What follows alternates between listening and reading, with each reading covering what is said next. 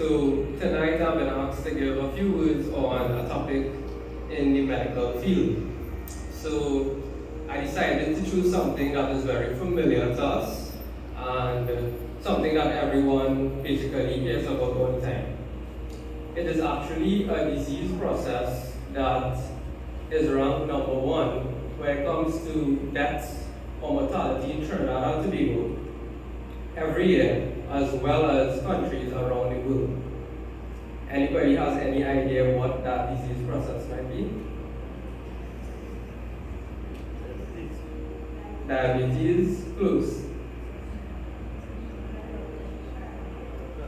Heart attacks, right? So coronary heart disease is actually number one when it comes to mortality in Trinidad and Tobago. And basically it is just meaning the disease of the heart and its blood vessels. Right? So I'm just going to talk a little bit about how it occurs, what you expect or how you know you're having a heart attack, some risk factors and how we can prevent it. Right? So basically the heart in itself is a huge muscle and it receives the blood from the entire body. We basically require that heart to pump blood to every vital organ in our body. So our lungs, our brain, kidneys, all the organs, right? Now the heart in itself, because it is a muscle, it also requires the nutrients and oxygen in order for it to function properly. So the heart has its own blood vessels, and these are the coronary vessels. And these vessels, they go through a process called atherosclerosis, as many of us know it as plaque formation. You might have heard it before. And plaque formation, that basically comes from fatty material in our blood when we eat fatty foods, saturated fats, and together with process in our bloodstream, we find that plaques tend to form on the blood vessels that bring blood to our heart. That is the oxygen and nutrients that the muscle needs to pump this blood. So imagine you're having a tube, which is the blood vessel bringing blood to the heart, and you have plaque, and fat is very sticky. It's a sticky material. So it sticks on to the walls of the vessels. When this sticks on, it reduces the size of the lumen or the blood vessel itself. Therefore, the blood that's being pumped to the heart is now reduced, and the pressure actually builds up. So this is a long process that happens over years, and eventually the plaque will form and block off the blood vessel completely, or the pressure could build up so high that the plaque becomes very weak and it breaks off into a clot and blocks the vessel completely. And the muscles of the heart are now starved of oxygen and nutrients, and it now has to work harder. And that's why we experience chest pain, because the muscle is now not receiving the nutrients that it needs. So certain parts of the heart, the muscle may die, and when the muscle actually dies, that's when we experience a heart attack, right? So some of the symptoms we look forward to, well, we should recognize if we are having a heart problem. The classical is chest pain. So chest pain, usually patients say that it is the worst chest pain of their life. It's sudden onset, very severe. It occurs in the center of their chest, crushing. Some describe it as someone standing on top of their chest, like a heaviness, right? The pain also tends to move to the left shoulder, the left aspect of the neck, the jaw, and sometimes radiates down the arm. Now, the chest pain is usually associated with other symptoms.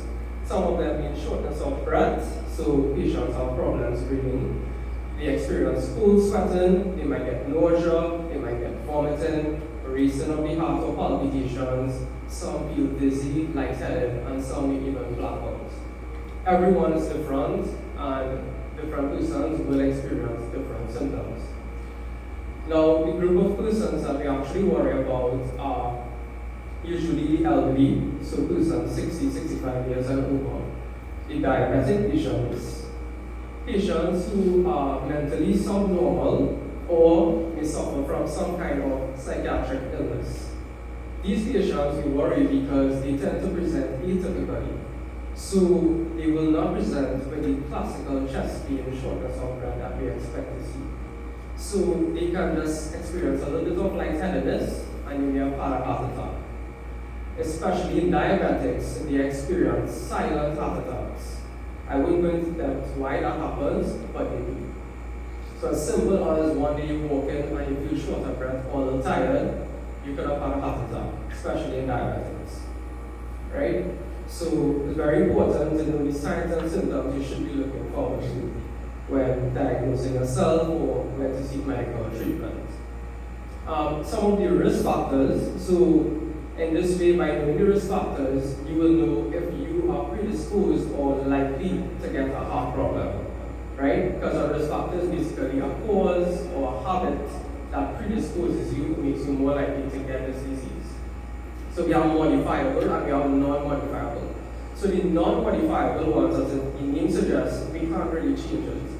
So if you look at age, the older you get, the more likely you are to get a heart attack. Something you can't change, right? Second thing, family history. So if heart disease runs in your family, it is in your genetics, you are predisposed to getting heart problems. But the modifiable ones are the ones that we want to look forward to, and the ones we want to try to prevent and help ourselves. So we have diabetes. So diabetes is, as I said, silent heart attack, so that's one thing we want to actually prevent. And even if we do have diabetes, make sure that it is under control. Hypertension. So if the pressure in your blood vessels are very high, it means your heart has to pump at a harder rate or much harder to push that blood out. And with that happening, the heart tends to die and you experience heart attacks. 3, we have smoking, so cigarette smoking. Most of you might say you don't smoke cigarettes. So remember, secondhand smoking is also a big thing. So if you are in a household where someone does smoke or you are exposed to smoking in a workplace or going outdoors, secondhand smoking is actually much more deadlier than actual cigarette smoking. And lastly, we have cholesterol. So having a high cholesterol, that is also linked with obesity and lack of exercise. And these are basically all the risk factors for getting a heart attack or suffering with heart disease. Lastly, I'll talk about prevention. So how do we prevent this from happening? So we look at our modifiable factors. So diet. Diet is very important. Everyone tends to misinterpret the word diet in that we see diet as, okay, for 2 weeks I'll stop eating roti and flour, and then for the rest of the year you continue eating whatever you eat. And then I have some person every Friday I tend to hear, I'll start from Monday. So every Monday you should want to start this diet, but by Friday is every Monday again, right? So the word diet should actually mean your way of eating. It should never be restriction. So your way of eating, everyone should have their own way of eating. Eat balanced meals, eat smaller meals, eat more often. If you are diabetic, you have high blood pressure, you need to limit your sugar, you need to limit your salt. So you know exactly what to do, it's just you choose not to do it, right? And I think it's important that everybody should make a conscious effort. If one day you happen to eat bad, it doesn't matter. From the next day, you start again, right? You don't continue to eat bad and start off Monday again, right? So that's diet. What about exercise? How many of you all exercise here at least 3 to 4 times a week by a show of hands? I do it 3 or 4 times for the year. So, exercise is important. Most people tend to say that they have no time, right? I hate to hear I don't have any time. It's completely an excuse. I really don't buy that at all. We have 24 hours in a day. Let's say we sleep 6 to 8 hours. I take 6 hours. I think 6 hours sleep is good enough for me. But let's say you take 8 hours. You have 16 hours remaining. You work. That's 8 hours again. How much you have remaining? 8, right? So So let me say 2 hours to commute. You have 4 hours. 4 hours, let me say 1 hour, you probably have to cook, you have to eat food, or wash clothes, whatever. You still have at least 3 hours, 2 to 3 hours left in the day. You could put in 30 minutes a day, or even 3 to 4 days a week, just by doing simple walking, or doing some form of exercise. Even in your own living room, you have things on YouTube, you can watch a video. Very, very simple. Instead of watching TV for 2 hours, or probably checking Facebook and Instagram for next 2 for the day. Right, now just 30 minutes is not much. You know, it's going to help you, it's going to help your family when something happens to someone. I've seen it many times, the distress and the pressure you go through in losing a loved one. Right? And thirdly, well, cholesterol, that goes hand in hand with your exercise and diet. Smoking, try to stop smoking and avoid areas with secondhand smoke exposure. And lastly, if you know you do have comorbidities or medical conditions, or you are middle-aged, so 40, 45 years and up, do get your regular checkups at your doctor, ensure blood tests are done. If you have certain symptoms, you may request ECG, chest X-ray, an echo, which is an ultrasound of the heart, or a stress test. Right? Those are the main preventative measures we can use to at least help us in not suffering with heart disease.